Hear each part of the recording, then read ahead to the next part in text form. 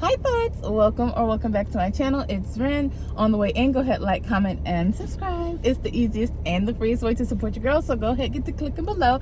Thank you so very much. I appreciate you, specifically you. I wanted to talk about shame today, and so I may or may not have already made a video about this, but I had fallen into a bit of shame yesterday.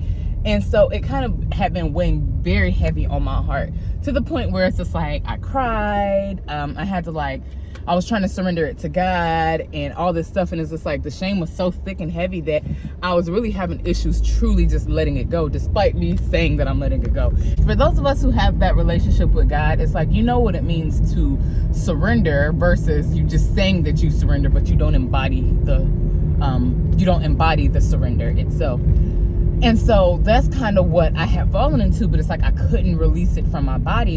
And so something that had stuck out to me is just like, hey, Ren, you will not be stoned. I was really just stoning myself, to be quite honest. And though it wasn't intentional to stone myself, that's just what was happening. And it's like I had so much guilt in my heart. I know there's a lot of people, and I'll probably also make a video about this because I'm really big on God, but I'm also really big on science. And I feel like where I live is honestly where God and science meets.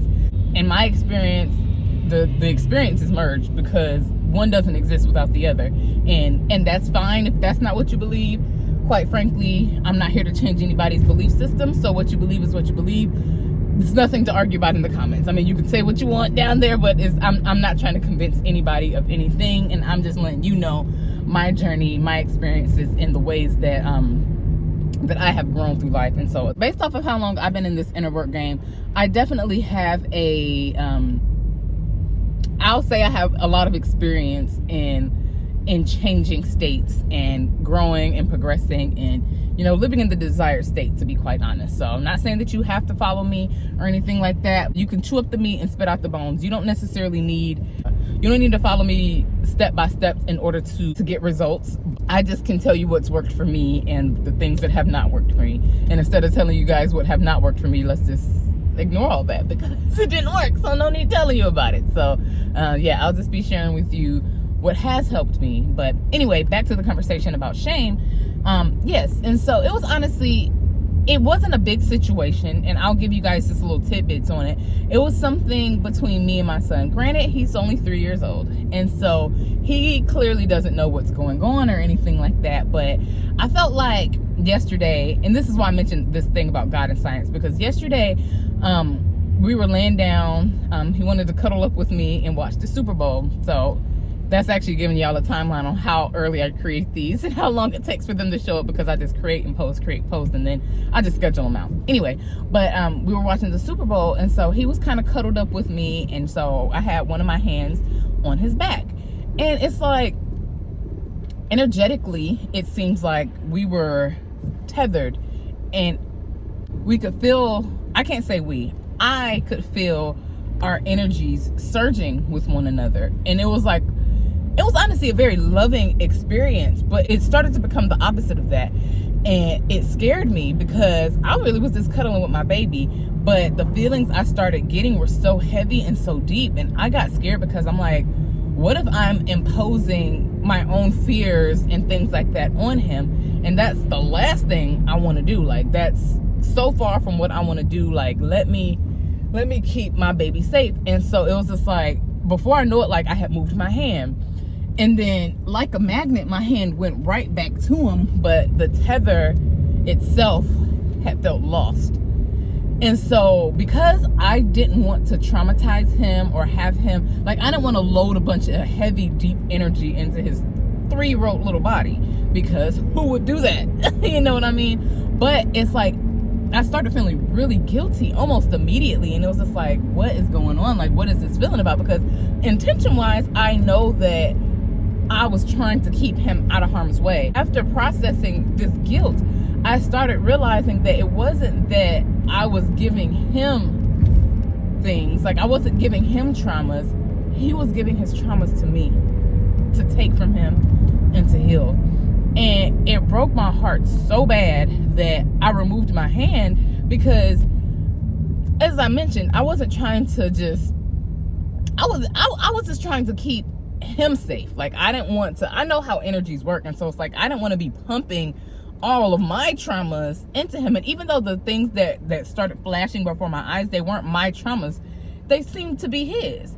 And so it's just like, these are things that we have already worked on, and it was just kind of wild to me how quickly things just kind of switched off me after I removed my hand. But it's like, because of that situation, I felt so much guilt, because it's just like my baby needed me and I failed him. And like, I know for those of us who are moms out there, I know how we all know how mom guilt can feel. But with this, it felt so much deeper than mom guilt, because this was like some energetic, ancestral, like, this was so deep in source, like so deep. And it just broke my heart that I got scared. And like I said, the intentions were good. I can't lie. The intentions were good as far as me removing my hand. But once I realized what was going on, it was already too late. And it's one of those things that and it still hurts. I can't lie. Like, it's still a real touchy subject for me right now. But honestly, I spent a lot of time at work today, like, writing him a letter. And I poured my heart out to him, apologizing for falling short. Like, I know hindsight's 2020, but I wish there was a way to know what's going on before you know what's going on. And I hate that I pulled that moment from him, because we were so plugged into one another. It was crazy. Like, it felt like we was more plugged in than when he was physically inside of my womb. Like, it's really crazy how energy works and how God works. And so that's why I mentioned God and science together, because they're both so intense, and honestly, to me, they're all the same. So it's not one versus the other. They're all one conglomerate. But I say all this to say that guilt and shame, they are useless emotions, and there typically isn't much but more guilt and more shame and more negative emotions that come with guilt and shame. So I think that it's easy for us to fall into these patterns of beating ourselves up about things that, even if we did have control over, we still didn't have control over, because God is honestly the one who's in control. And I'm not blaming God for me removing my hand or anything like that, but I'm just saying that we're all just having these experiences happen around us, and just like him, I'm just a big kid myself. Like, granted, I'm grown, but just like he doesn't know the things of life, there's a lot that I don't know either. And something like that, like, I definitely didn't know, because none of this was intentional. I truly was just cuddling with my baby, and I just was not expecting this surge. It was truly like a tether. And how fast things started happening, it's just like, are you about to mess him up? Don't give that to him. And so I pulled my hand back, but it's like, oh, my baby needed me. And I hate that. And this may or may not even get posted. Yeah, I felt a lot of guilt and a lot of shame behind that. Fortunately, a lot of times the whole stoning comes from us. No one's physically stoning us. We're not even physically stoning ourselves. But a lot of times it's really just us picking up stones and throwing them at ourselves when we have our shortcomings. And it's not that I mean, we can't even say it's not fair to us. It's just what it is. But when we find ourselves in the moments, in these spaces, it's wise, or it's important to remember that this isn't going to help anything, and it's also not going to change anything either. So when we are essentially stoning ourselves, we're just beating ourselves up. We're having a pity party, and it's just like, oh, woe is me. And even though that wasn't my intention for all of this, or what happened last night or yesterday, none of that was intentional. But at the same time, I still can't, at this point in time, I can't control how the situation transpired. I can't do anything about that now. I'm grateful that he's only 3.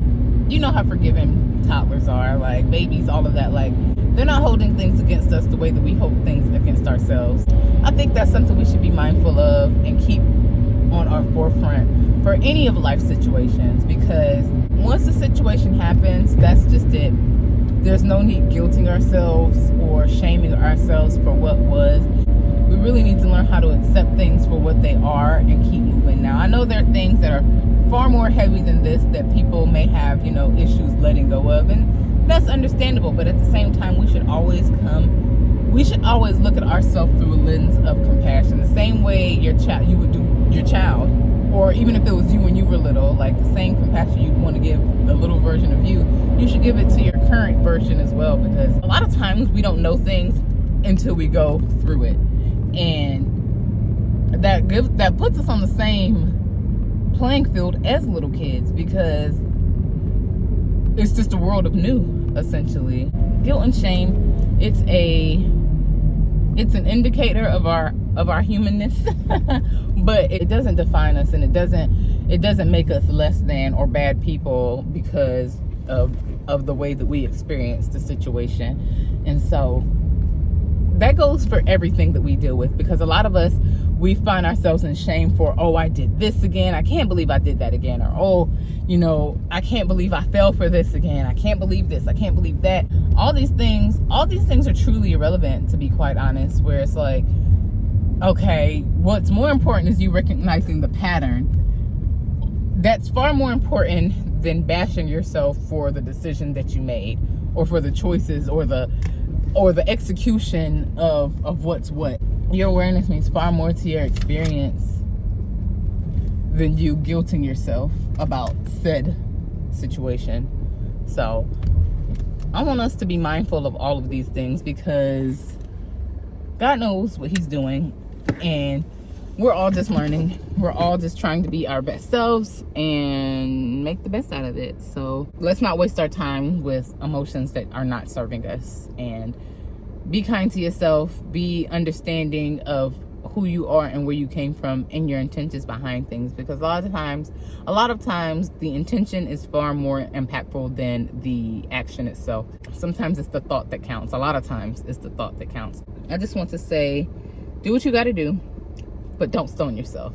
Do what you got to do, but don't guilt yourself. Do what you got to do and simply accept things for what they are and make the best out of it, and learn your lessons so that you may move on.